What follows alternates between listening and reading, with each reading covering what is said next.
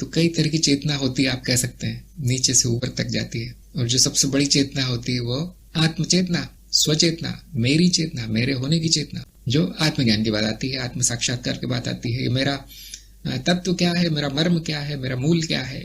आप देखेंगे मेरा मूल संपूर्ण अस्तित्व है, ये शून्यता है, ये पवित्रता, ये निर्मलता, ये निर्गुणता, ये मेरा अस्तित्व है, ये मेरा गुण है, ये मेरा स्वभाव है, ये सबसे बड़ी चेतना है।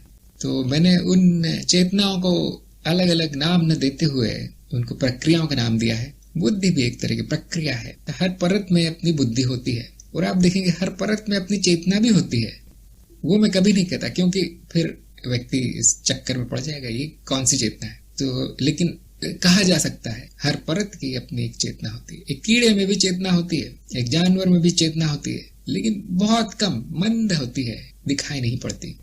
और इसी तरह से एक ज्ञानी में, एक सांसारिक व्यक्ति में भी चेतना होती है, लेकिन नहीं दिखाई पड़ती, इतनी कम होती है। वही चेतना, क्योंकि चेतना जो है हम जानते हैं कि परत जो है पहले से बनी है, परत प्रकट नहीं हो जाती। स्मृति में जो परतें हैं विश्व चित्त की, पहले से है, केवल शुद्धिकरण होता है उनका। जो आपकी चेतना है वो उस कीड़े की चेतना के बराबर है, कोई उसमें कोई भेद नहीं है। फर्क कितना है, आपकी चेतना तेज है, आपकी चेतना शुद्ध हो गई है। कीड़े की चेतना उसके संस्कारों के दबी है, दिखाई भी नहीं देती।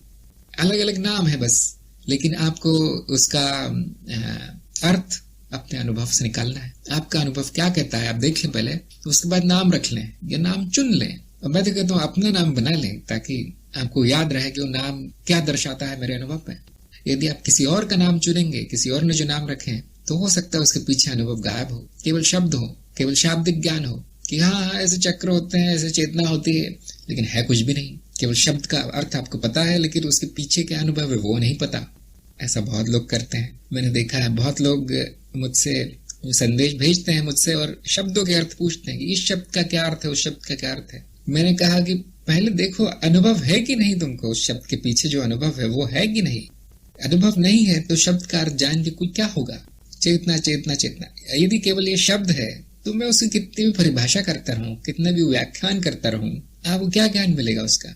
जैसे एक अंधा व्यक्ति है, आप उसको बताएं कि देखो ये आकाश होता है ऐसा, और रात में काला दिखाई देता है और उसमें चांद और तारे भी होते हैं। अब वो अंधे व्यक्ति क्या समझ में आएगा जो जन्म से अंधा है, जिसने ना आकाश देखा है ना चांद और तारे देखे हैं, उसे क्या समझ में आएगा। उसको वो समझ में आता है जो सुनाई देता है और जो छू पाता है, क्योंकि दृष्टि नहीं है, बाकी उसकी इंद्रियां काम कर रही है। तो चांद और तारे तो सुनाई भी नहीं देते, उनको तो छूना भी संभव नहीं है। अब उसे क्या समझ में आएगा।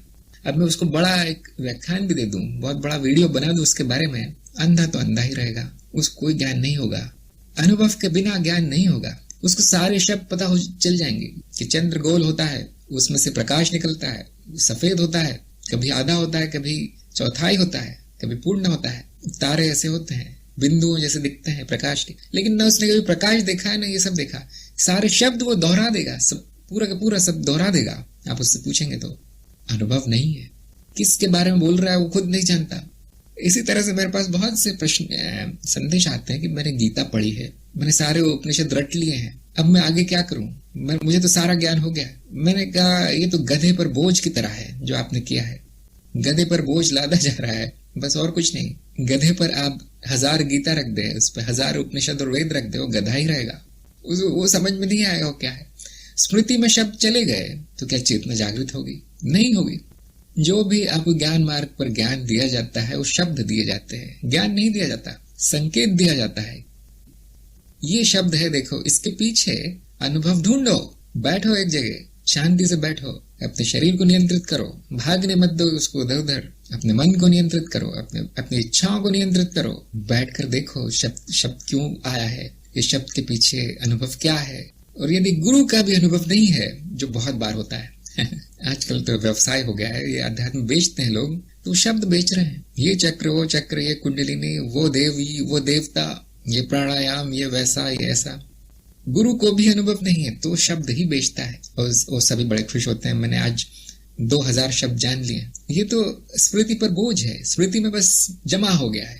अनुभव कितना हुआ आपको, ज्ञान कितना हुआ? ऐसे बहुत से संदेश आते हैं मुझे कि मुझे इस शब्द का अर्थ बता दीजिए, मुझे ये बता दीजिए कि ये क्रिया कैसे करनी है, ये इस ध्यान से में कैसे जाना है। मैंने कहा वो सब ठीक है, आप शब्दों के शब्द जानना चाहते हैं, आपकी जिज्ञासा है तो बहुत अच्छी बात है, लेकिन अर्थ बताने से ज्ञान नहीं होगा। अर्थ नहीं जानना है आपको। आपने एक शब्द कहीं से सुन लिया है, अब उस कितने पारेवाची में बता दूं, उसको मैं अंग्रेजी में बता दूं, उसको मैं संस्कृत में बता दूं, जब तक अनुभव नहीं है उस शब्द के पीछे का, तब तक ज्ञान नहीं होगा। और इसीलिए फिर मैं उनको वो वापस भेज देता हूँ कि भाई जाओ ज्ञान मार्ग की श्रृंखला देख लो।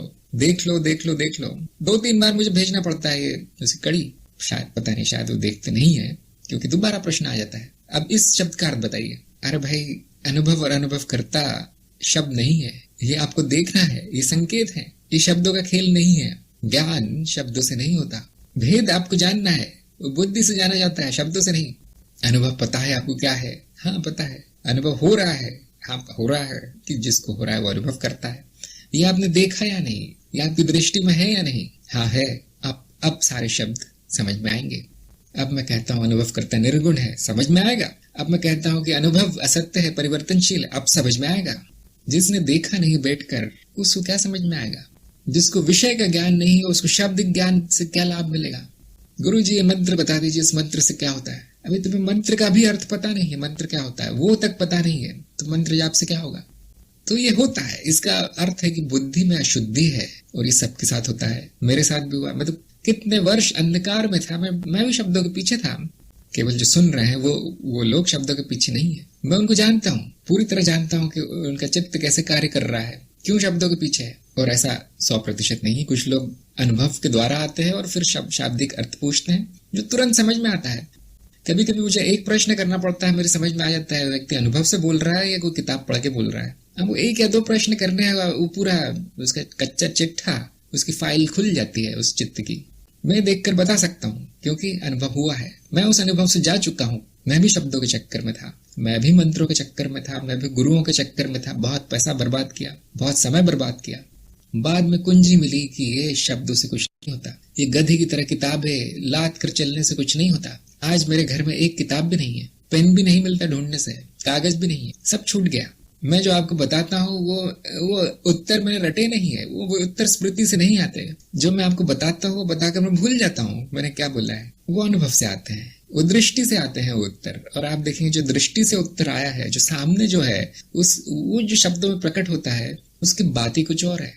प्रकाश युक्त होता है, दूसरों की समझ में आ जाता है तुरंत। यदि वो भी उसी स्तर पर है, दूसरा साधक जिससे मैं बात कर रहा हूँ, उसको तुरंत समझ में आता है। मैंने देखा बहुत अच्छे लोग, अच्छी साधना है यहाँ लोगों की। कुछ लोगों से मैं बात करता हूँ, मैं देखता हूँ कि बहुत प्रगति कर चुके हैं वो, मुझे बोलना भी नहीं पड़ता, वो पकड़ लेते हैं। अब जो संचार है, जो कम्युनिकेशन है, वो शब्दों से नहीं हो रहा, अब वो ज्ञान का संचार हो रहा है। क्योंकि मेरा जो अनुभव है वही उसी का अनुभव है। अब शब्दों से वो प्रकट हो गया। अब जो बात हुई है वो गहरी गई है, वो शब्दों के स्तर तक नहीं है। मेरा यही सुझाव रहता है कि शब्दों के पीछे ना जाएं, विषय के पीछे पड़ें। विषय को जानने का एक ही उपाय है, उसका आपको अनुभव लेना है, उसको आपको देखना है, उसको आत्मसात करना है।